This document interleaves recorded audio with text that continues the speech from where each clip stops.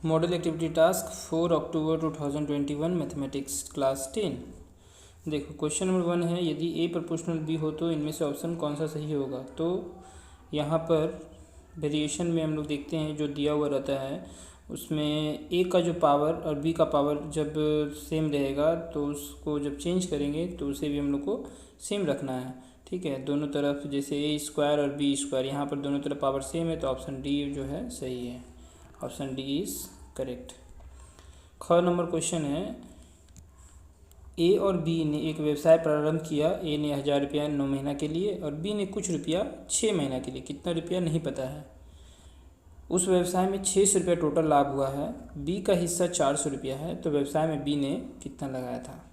तो यहाँ से ये फॉर्मूला है, ए का जो लाभ होगा और बी का जो लाभ होगा उसका रेशियो इक्वल होगा। ए ने जितना रुपया लगाया था और ए ने जितना रुपया लगाया था, बी ने जितना रुपया लगाया था और जितना समय के लिए, उस फॉर्मूला से हम लोग निकाल सकते हैं। ख का आंसर जो होगा वो होगा डी। ठीक है, नेक्स्ट क्वेश्चन है,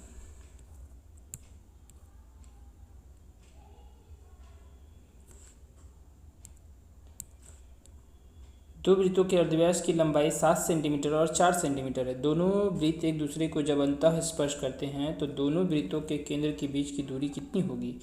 देखो, जब कभी दो वृत्त एक दूसरे को अंतः रूप से स्पर्श करेंगे, अंतः का मतलब हो गया एक वृत्त इस तरह से है और दूसरा वृत्त जो है इस तरह से है। ठीक है, तो इस तरह से स्पर्श करेंगे तो इन दोनों वृत्त का केंद्र, मान लो यहाँ से यहाँ का डिस्टेंस कितना हो गया, ये जो भी छोटा वाला 4 सेंटीमीटर और बड़ा वाला 7 सेंटीमीटर, तो 7 मान लो यहाँ से यहाँ तक होगा 7 सेंटीमीटर। तो इन दोनों के बीच का जो डिस्टेंस निकालने के लिए बोला जाएगा तो हम लोग क्या करेंगे, 7 में से 4 को माइनस कर देंगे। 7 - 4 3 सेंटीमीटर हम लोग का आंसर हो जाएगा। तो ऑप्शन ग का ऑप्शन जो हो गया वो हो गया डी। ठीक है, नेक्स्ट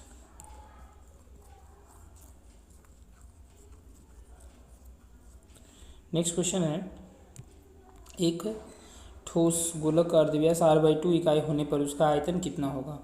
तो गोलक का आयतन का फॉर्मूला लगाएंगे 4/3 πr3। r का मान बैठाएंगे r/2, सॉल्व करेंगे हम लोग का आंसर आ जाएगा 1/6 πr³ घन इकाई। Option D is correct. Next question है, ट्रू और फॉल्स।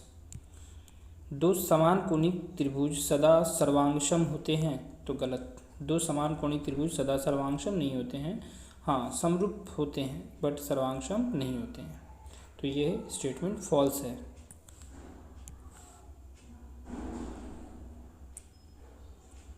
नेक्स्ट है, एक लंब वृत्ताकार शंकु की ऊंचाई, अर्धव्यास और तिर्यक ऊंचाई सदा एक न्यून कोण त्रिभुज की तीनों भुजाएं होती है, गलत।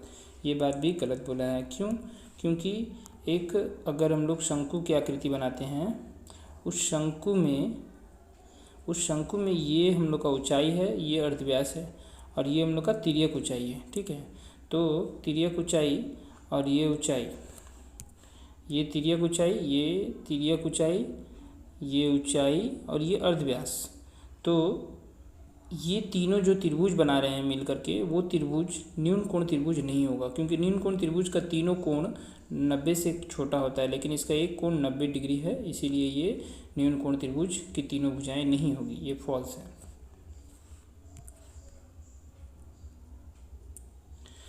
नेक्स्ट है, साझेदारी के एक व्यवसाय में प्रीतम, नीरजा और तथा के मूलधन का अनुपात दिया हुआ है, उनके लाभ का अनुपात निकालना है। तो लाभ का अनुपात जो है 3:4:6 होगा, तो हम लोग जानते हैं मूलधन का जो अनुपात होता है वही लाभ का अनुपात होता है, तो इसी को इसमें कन्वर्ट करेंगे। कन्वर्ट करने का तरीका क्या है, नीचे डिनोमिनेटर जो है उसका एलसीएम लेना है, एलसीएम लेकर के हम लोग जो आएगा उससे मल्टीप्लाई कर देंगे तीनों में। मल्टीप्लाई करने के बाद जो आंसर आएगा मैच करेंगे, देखेंगे अगर 3:4:6 आ रहा है तो बोलेंगे सही है, नहीं तो बोलेंगे फॉल्स।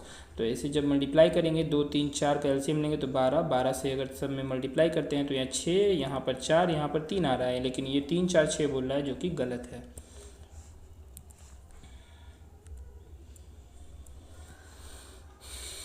नेक्स्ट क्वेश्चन है, साझेदारी के एक व्यवसाय में, ये हो गया। अच्छा, नेक्स्ट है, A proportional 1/b, B proportional 1/c और ए प्रोपोर्शनल 1/c होगा।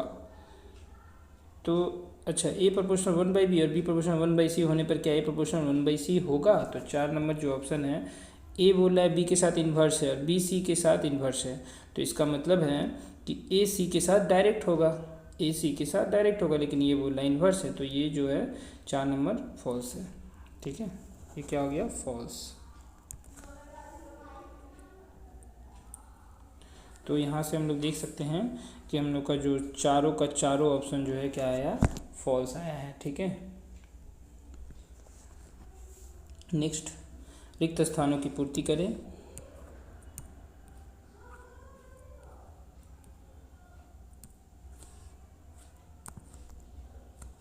इसको इरेज कर लेते हैं।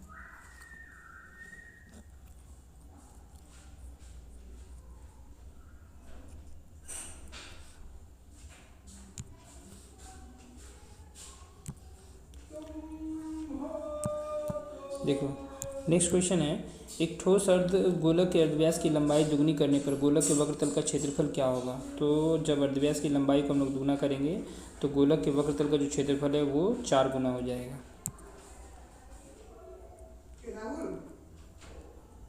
हाँ, 4 गुना हो जाएगा। नेक्स्ट, क्वेश्चन नंबर 2, साझेदारी के एक व्यवसाय में शोभा ने मसूद का 1.5 गुना रुपया दिया था तथा प्रिया ने मसूद का 2.5 गुना रुपया दिया था, तो मसूद, शोभा और प्रिया के मूलधन का अनुपात कितना होगा? तो यहाँ से शोभा और मसूद का रिलेशन दिया हुआ है और यहाँ प्रिया और मसूद का रिलेशन दिया हुआ है, तो इन दोनों रिलेशन से हम लोग जब अनुपात निकालेंगे तो मसूद, शोभा और प्रिया के मूलधन का अनुपात हम लोग के पास आएगा 2:3:5, 2:3:5। ठीक है, नेक्स्ट क्वेश्चन है, दो वृत्त एक दूसरे को ए बिंदु पर बाह्य स्पर्श करते हैं, ए बिंदु पर अंकित दोनों वृत्तों के उभयनिष्ठ स्पर्शक की संख्या कितनी होगी? उभयनिष्ठ का मतलब दोनों का सेम होना चाहिए, स्पर्शक की संख्या कितनी होगी? तो दो वृत्त एक दूसरे को बाह्य रूप से स्पर्श करते हैं, ये एक वृत्त और ये एक दूसरा वृत्त, दोनों एक दूसरे को बाह्य रूप से स्पर्श कर रहे हैं, तो यहाँ से इन दोनों का जब स्पर्शक खींचेंगे वो इस तरह से खिंचाएगा और ये एक ही होगा, तो इस उभयनिष्ठ स्पर्शकों की संख्या कितनी होगी? 1। नेक्स्ट क्वेश्चन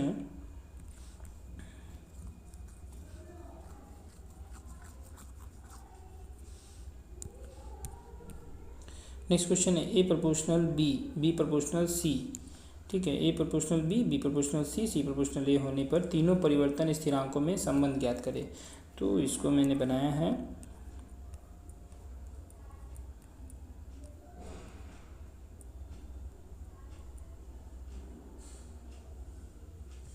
सिंपल है, बना देता हूँ।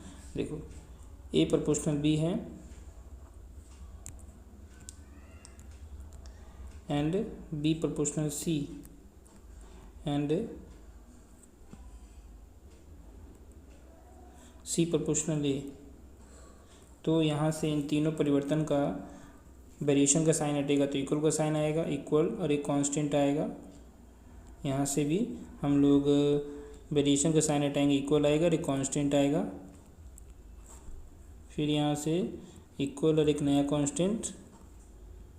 अब यहाँ से तीनों कांस्टेंट का मान निकाल लेंगे तो ये आ जाएगा K1 A/B और यहाँ से हम लोग का आ जाएगा K2 = B/C और यहाँ से आ जाएगा K3 = C/A। तीनों का जब K1 × K2 × K3 का जब कांस्टेंट का गुणांक निकालेंगे तो हम लोग को मिलेगा K1 का मान आया A/B × B/C × C/A, सॉल्व करेंगे आएगा 1। तो इसका मतलब है कि क्वेश्चन दिया था इतना होने पर तीनों परिवर्तन स्थिरांकों में संबंध ज्ञात करें। तो तीनों परिवर्तन जो स्थिरांक का जो कांस्टेंट है, परिवर्तन स्थिरांक को कांस्टेंट बोलते हैं, वो तीनों का गुणनफल जो है वो 1 है, यही संबंध है। तो अच्छा से लिख देंगे कि इसीलिए तीनों परिवर्तन स्थिरांकों का गुणनफल 1 है।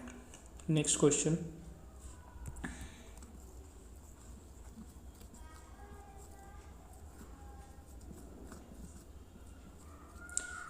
है, पास का चित्र दिया हुआ है, एक त्रिभुज बनाया हुआ है।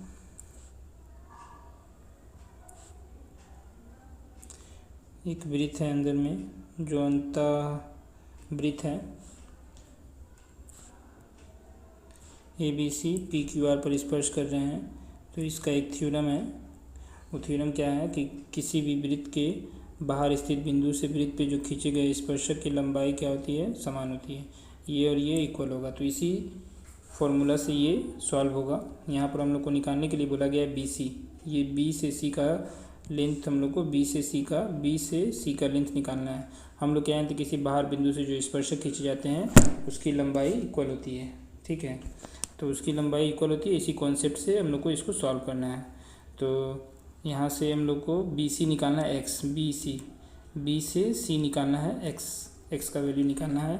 तो सिंपल x का वैल्यू निकालने के लिए देखिए, सबसे पहले हम लोग को गिवन है BP 6 दिया हुआ है, यहाँ से यहाँ तक 6 है।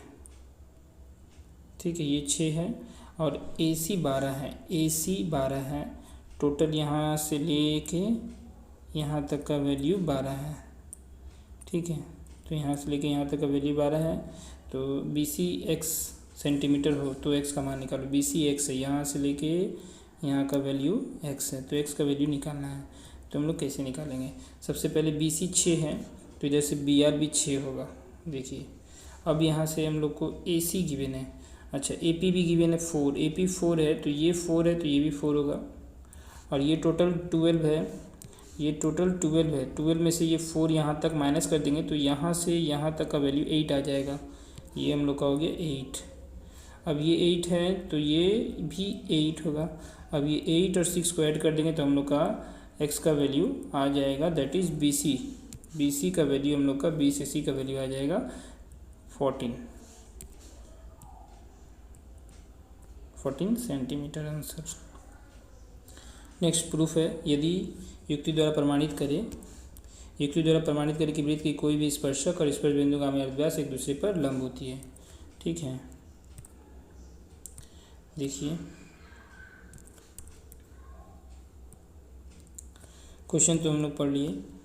इसमें क्वेश्चन में बोला गया था कि हम लोग के पास एक वृत्त है, वृत्त के किसी भी एक बिंदु पर खींची गई स्पर्शक वृत्त के अर्धव्यास पर लंब होती है। ठीक है, अर्धव्यास पर ये लंब होती है, ये हम लोग को प्रूफ करना है। तो हम लोग क्या करेंगे, सबसे पहले एक ये डायग्राम बना लेंगे, प्रदत्त यहाँ पर लिख लेंगे। प्रदत्त का मतलब गिवन, जो दिया हुआ है। तो हम लोग प्रदत्त में क्या करते हैं, नाम सब कुछ वही रखते हैं, स्टेटमेंट से ही सब कुछ लिखते हैं, बट उसमें नाम को शामिल कर देते हैं। तो यहाँ पर लिखेंगे O केंद्रीय वृत्त के बिंदु P पर, O केंद्रीय एक वृत्त है जिसके बिंदु P पर AB कोई स्पर्शक है। इस तरह से O केंद्र वाला एक बिंदु, O केंद्र वाला एक वृत्त है जिसका AB एक स्पर्शक है। कहाँ पर, तो P बिंदु पर एक स्पर्शक है। एवं OP ये जो OP है, OP P बिंदुगामी एक अर्धव्यास है, P बिंदु से जाने वाला एक अर्धव्यास है। बस इतना लिख के छोड़ देंगे। हम लोग को प्रूफ क्या करना है, हम लोग को प्रूफ करना है कि एक मिनट, हम लोग को प्रूफ करना है कि प्रमाणित करना है कि OP और AB स्पर्शक परस्पर लंब है। ठीक है, OP और AB परस्पर लंब है। फिर से डायग्राम बना लेते हैं। ठीक है, देखिए ये इस तरह से, ये OP और ये AB ये दोनों एक दूसरे पे लंब है, ये हम लोग को प्रूफ करना है। ठीक है, तो यहाँ से प्रमाणित करना है, हम लोग लिख देंगे OP और AB परस्पर लंब है, अर्थात OP जो है, OP लंब है AB पर। तो रचना में हम लोग क्या करेंगे, AB स्पर्शक पर, AB जो स्पर्शक है हम लोग का, ये जो AB स्पर्शक है, ये भी इस पर P को छोड़कर Q एक बिंदु लेंगे और O से Q को मिला देंगे। देखो OQ को मिलाया।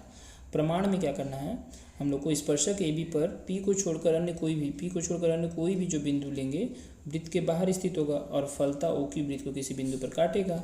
OQ जो क्या करेगा, वृत्त को किसी बिंदु पर काटेगा। मान लेते हैं कि माना हुआ बिंदु जो है R है, तो यहाँ से हम लोग R लिख लेते हैं। ये जो बिंदु है यहाँ पर R है, R बिंदु पर काट रहा है। तो यहाँ से हम लोग को क्या मिलेगा,